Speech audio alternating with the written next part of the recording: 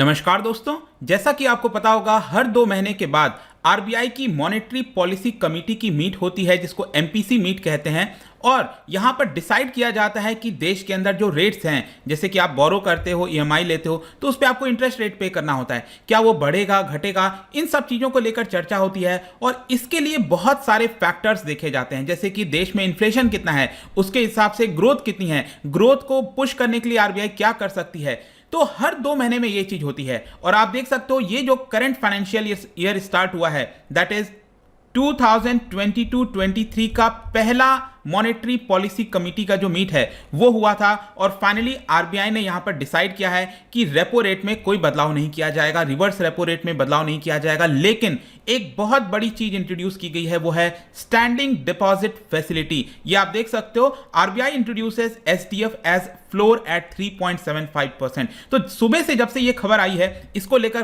काफी चर्चा हो रही है। बहुत से लोग समझ नहीं पा रहे हैं कि एग्जैक्टली हुआ क्या है। डोंट वरी, बहुत ही सरल शब्दों में इस वीडियो के अंदर सब कुछ आपको इसके बारे में पता चल जाएगा। चलिए आगे बढ़ते हैं, लेकिन उसके पहले ध्यान रखिएगा, अगर आप किसी भी एग्जाम की तैयारी कर रहे हैं तो आज के लिए आज आपके पास मौका है कि आप कोड इस्तेमाल करिए अंकित 33। कोई भी कोर्स अगर आप परचेज करेंगे हमारे ऐप पर या फिर वेबसाइट पर, तो वहां पर आपको 33% का डायरेक्ट डिस्काउंट और डबल वैलिडिटी आज आपको मिल जाएगी। इसके अलावा अगर आप एमसीक्यूज अटेम्प्ट करना चाहते हैं तो मेरे इंस्टा पेज पर जा सकते हैं, वहां पर स्टोरीज में जाइएगा, वहां पर जितने भी एमसीक्यूज हैं वो आप अटेम्प्ट कर पाएंगे। चलिए यहां पर सबसे पहले देखते हैं मॉनेटरी पॉलिसी कमेटी के बारे में। जैसा कि आपको पता होगा 2016 में इसको बनाया गया था और इसके अंदर टोटल 6 मेंबर्स होते हैं। 3 आरबीआई के मेंबर्स होते हैं और 3 होते हैं गवर्नमेंट के द्वारा नॉमिनेट किए हुए। इसको हेड किया जाता है, जाहिर सी बात है, आरबीआई गवर्नर के द्वारा। तो यहां पर वोटिंग होती है कि कोई भी मुद्दा है उसको लेकर क्या डिसीजन होगा, वोटिंग होगी। अब मान लो यहां पर 3-3 से ये टाई हो जाएगा, उस केस में जो डिसाइडिंग वोटिंग होगी वो आरबीआई गवर्नर की होगी, वही अल्टीमेटली जो चाहेंगे वो होगा। देखो, ये जो मॉनेटरी पॉलिसी कमेटी बनाई गई थी, इसका जो मेन मकसद है, सबसे इंपॉर्टेंट मकसद है, ध्यान रखिएगा, वो है प्राइस स्टेबिलिटी। देश के अंदर जो इन्फ्लेशन है वो बहुत ज्यादा ना चला जाए, नीचे ना आ जाए, मतलब 2% से लेकर 6% के बीच में जो कंज्यूमर प्राइस इंडेक्स है वो होना चाहिए। अब देखिए, इस बार जो है आरबीआई के लिए बहुत मुश्किल हो रहा था। इनफैक्ट बार बार ये चर्चा हो रही थी कि क्या आरबीआई रेपो रेट को बढ़ाएगी, क्या करेगी, काफी ज्यादा आशंका लगाया जा रहा था, क्योंकि इसका मेन कारण है देश में इन्फ्लेशन बढ़ रहा है। इस समय अगर आप देखोगे, पिछले बार यहां पर जो अनुमान लगाया गया था कि ये 2022-23 में इन्फ्लेशन जो है वो 4.5% रहेगा, ऐसा आरबीआई ने कहा था। लेकिन अब आरबीआई ने इसको रिवाइज कर दिया है, 1.2% ज्यादा रहेगा, मतलब 5.7% इन्फ्लेशन रहने का अनुमान है। मतलब एक तरफ इन्फ्लेशन बढ़ता जा रहा है, दूसरी तरफ देखिए क्या हो रहा है, जीडीपी का अनुमान कम किया गया है। पिछले बार आरबीआई ने यह कहा था कि 2022-23 में जो ग्रॉस डोमेस्टिक प्रोडक्ट है वो 7.8% रहेगा, लेकिन इसको गिराकर 7.2% किया गया है। अब आपको याद होगा, आप में से जिन्होंने भी जो बेसिक्स पढ़ा है उनको पता है ये बात कि जब भी जीडीपी में गिरावट आती है तो कहीं ना कहीं कोशिश किया जाता है कि रेपो रेट को कम किया जाए, राइट। लेकिन रेपो रेट को अगर आप कम करोगे तो मार्केट में लिक्विडिटी बढ़ जाएगी और इसकी वजह से इन्फ्लेशन और ज्यादा बढ़ेगा। तो आई होप कि आप समझ रहोगे, एक तरफ इन्फ्लेशन बढ़ रहा है, दूसरी तरफ जीडीपी गिर रही है, तो एग्जैक्टली आरबीआई को क्या करना चाहिए, इसको लेकर परेशानी थी। तो आरबीआई ने अल्टीमेट ये डिसीजन लिया कि 4% पर ही मेंटेन होगा। 4% यहां पर जो रेपो रेट है, मतलब उसमें कोई बदलाव नहीं किया गया। इसका सिंपल शब्द ये होता है, इसका सरल जो मतलब ये है कि बैंक जो बोरो करते हैं आरबीआई से, जिस रेट पर बोरो करते हैं वो 4% है, इसी को रेपो रेट बोला जाता है। अब देखो, रेपो रेट को अगर बढ़ाया जाएगा तो जाहिर सी बात है ना, जब आप बैंक जाते हो, यहां पर लोन लेते हो, तो आपके लोन पर भी इंपैक्ट आएगा, वो भी बढ़ जाएगा।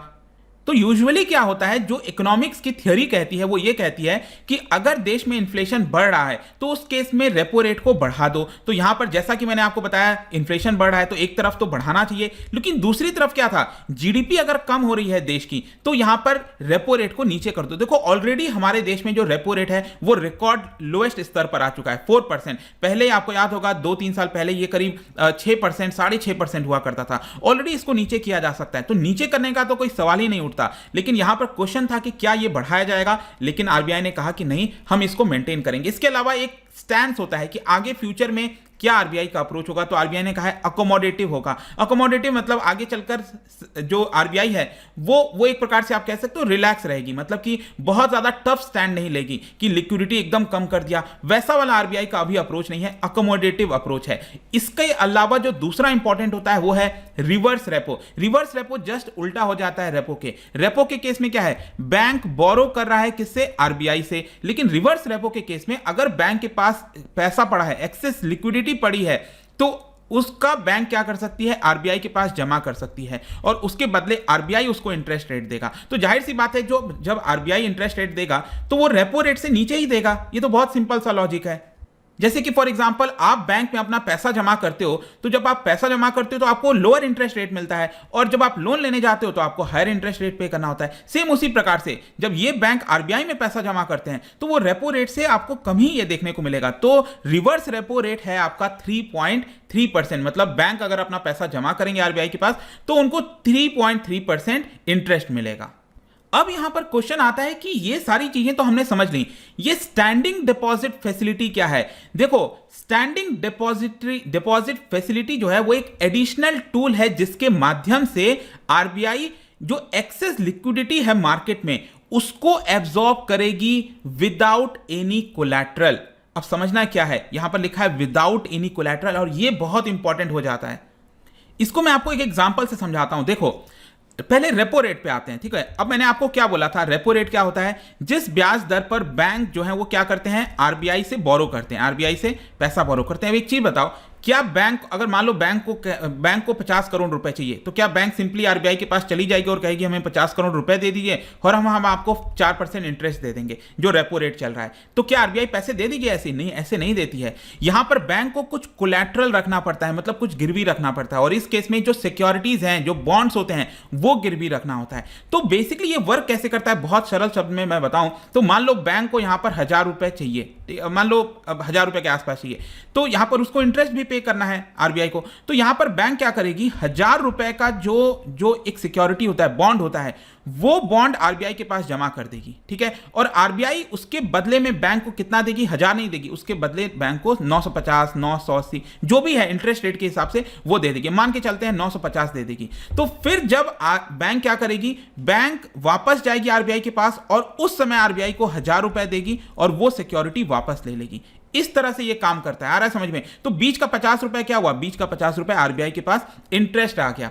तो this thing is very clear. अब इसी प्रकार से रिवर्स रेपो भी काम करता है। रिवर्स रेपो में क्या होता है, बैंक के पास एक्सेस पैसा पड़ा हुआ है, बैंक वो पैसा आरबीआई को जमा करना चाहती है। तो इस केस में क्या होगा, बैंक क्या करेगी, 950 रुपए, 950 रुपीज वो जमा कर देगी आरबीआई के पास, और आरबीआई उसके बदले में क्या करेगी, 1000 रुपए का जो सिक्योरिटी है, बॉन्ड है। अब इस केस में क्या होगा, आरबीआई यहां पर दे देगी यहां पर बैंक को 1000 रुपए का, तो ये कोलैटरल हो गया।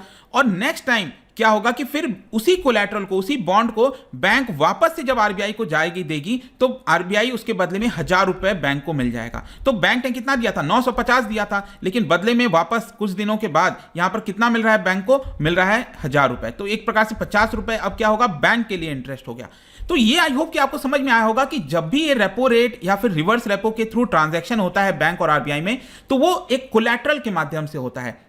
लेकिन अब देखो प्रॉब्लम क्या है, प्रॉब्लम यह है कि देश में बहुत ज्यादा लिक्विडिटी इस समय आ गया है, मतलब बैंकों के पास बहुत सारा पैसा पड़ा हुआ है। देखा होगा आपने कि कोविड के समय यार आरबीआई ने बहुत ही लाइट कर दिया था, जो मॉनेटरी पॉलिसी है उसको लूज कर दिया था, और काफी सारा पैसा जो है मार्केट में डाला था, ताकि देश में जो जीडीपी गिरी थी, आपको याद होगा नेगेटिव में चले गए थे हम, -23, -24%, इस तरह का हमने देखने को मिला था कोविड के दौरान। तो उसकी वजह से आरबीआई चाहती थी बहुत सारा पैसा डाला जाए मार्केट में। अब वो पैसा क्या है ना कि मार्केट में तो आ चुका है, लेकिन अब आरबीआई उसको निकाले कैसे, उस पैसे को निकालने के लिए एक प्रकार से आप कह सकते हो आरबीआई ये स्टैंडिंग डिपॉजिट फैसिलिटी का माध्यम अपना रही है। अब देखो नॉर्मल केस में क्या होता है, रिवर्स रेपो के थ्रू यहां पर आरबीआई क्या करती, रिवर्स रेपो को इंक्रीज कर देती।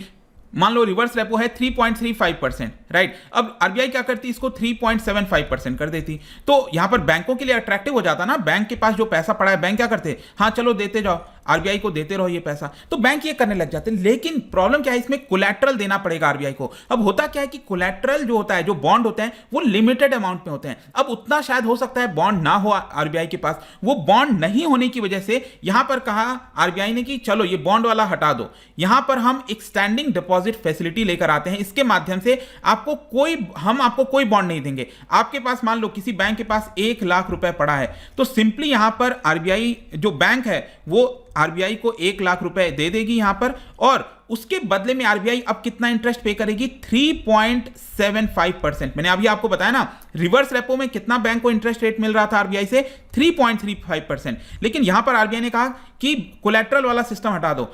इस केस में स्टैंडिंग डिपॉजिट फैसिलिटी में आपको हम डायरेक्टली 3.75% का इंटरेस्ट देंगे। तो इससे क्या होगा, बैंक के लिए अट्रैक्टिव हो गया। बैंक अपना पैसा कहां जमा करने लगेंगे, आरबीआई में जमा करने लगेंगे, और एक प्रकार से मार्केट में जो सिस्टम में जो लिक्विडिटी है उसमें यहां पर कमी लाई जाएगी। और जब सिस्टम में लिक्विडिटी कम होगा, इकोनॉमी के अंदर पैसा थोड़ा सा कमी आएगी, तो ऑटोमेटिकली यहां पर जो इन्फ्लेशन है वो काबू में आने लग जाएगा। तो ये तरीका अपनाया गया, मतलब रेपो और रिवर्स रेपो में छेड़छाड़ ना करके डायरेक्टली स्टैंडिंग डिपॉजिट फैसिलिटी वाला जो ये माध्यम है वो अपनाया है आरबीआई ने। अब याद रखिएगा, ये कोई पहली बार ऐसा नहीं है कि हम अपना रहे हैं। ये पहली बार रेकमेंड किया गया था 2014 में उर्जित पटेल कमेटी रिपोर्ट के अंदर, और फाइनली जब डीमोनेटाइजेशन हुआ था उस समय भी आप याद कीजिएगा, डीमोनेटाइजेशन के केस में क्या हुआ था, सब लोग घरों से अपना 500 का 1000 का नोट लाकर कहां जमा कर रहे थे, वो बैंकों में जमा कर रहे थे। और बैंकों के पास बहुत सारा लिक्विडिटी हो गया था। अब बैंक उसका करें क्या, तो अल्टीमेटली जो आरबीआई है उन्होंने यही सिस्टम लाया था, स्टैंडिंग डिपॉजिट फैसिलिटी, जिसके तहत बैंकों ने बहुत सारा अपना जो पैसा है वो आरबीआई के पास जमा कर दिया था। और यही सिस्टम को वापस अब आरबीआई लेकर आ गई है। आई होप कि इससे सरल भाषा में, मुझे नहीं लगता कि शायद कोई समझा पाएगा, हाँ समझा सकते हैं, लेकिन आई होप कि ये बहुत ही क्रिस्टल क्लियर आपको समझ में आ गया है। जाने से पहले यहां पर कंक्लूजन जो है, देखिए यहां पर कंक्लूजन यही है कि आरबीआई के जो गवर्नर हैं शक्तिकांता दास, उन्होंने यही कहा कि जो भी कुछ क्राइसिस चल रहा है, वॉर चल रहा है यूक्रेन रशिया की वजह से, ऑलरेडी यहां पर जो देश में, पूरे विश्व में ग्लोबल आउटलुक अनसर्टेन हो गया है, प्रॉब्लम आ रखी है। लेकिन डोंट वरी, आरबीआई यहां पर इंडियन इकोनॉमी को डिफेंड करेगी। जो भी हमें अपनाना पड़ेगा इंस्ट्रूमेंट, हम उसको अपनाएंगे। हमारा मेन गोल है price stability, sustained growth and financial stability. तो ये 3 चीज याद रखना, price stability, sustained growth and financial stability. तो ये पूरा वीडियो था। जाने से पहले एक इंटरेस्टिंग क्वेश्चन, क्योंकि अभी हमने सीआरआर आपने सुना होगा, इसके अंदर आता है सीआरआर हो गया, एसएलआर हो गया, statutory liquidity ratio, cash reserve ratio. इसका ऑब्जेक्टिव क्या होता है ये आपको बताना है। इसका राइट आंसर आपको पता ही है, मेरे इंस्टाग्राम पर तो मिलेगा ही, वहां पर अगर आप नहीं हो कोई बात नहीं, टेलीग्राम से भी ले सकते हैं इसका सही उत्तर। मैं कई सारे जो एमसीक्यूज हैं वो यहाँ पर स्टोरीज में डालता रहता हूँ। बाकी अगर आपको पीडीएफ चाहिए तो टेलीग्राम पर आइए, अलग अलग सोशल मीडिया पर भी आप जुड़ पाएंगे। और जैसा मैंने बताया, कोई भी एग्जाम की प्रिपरेशन करें, आज अगर आप परचेज करते हो स्टडी आईक्यू पर कोर्स, तो यहाँ पर आपको 33% डिस्काउंट प्लस डबल वैलिडिटी मिल जाएगी। आई होप कि वीडियो आपको पसंद आया होगा। मिलता हूँ आपसे next time, till then thank you very much, see you soon.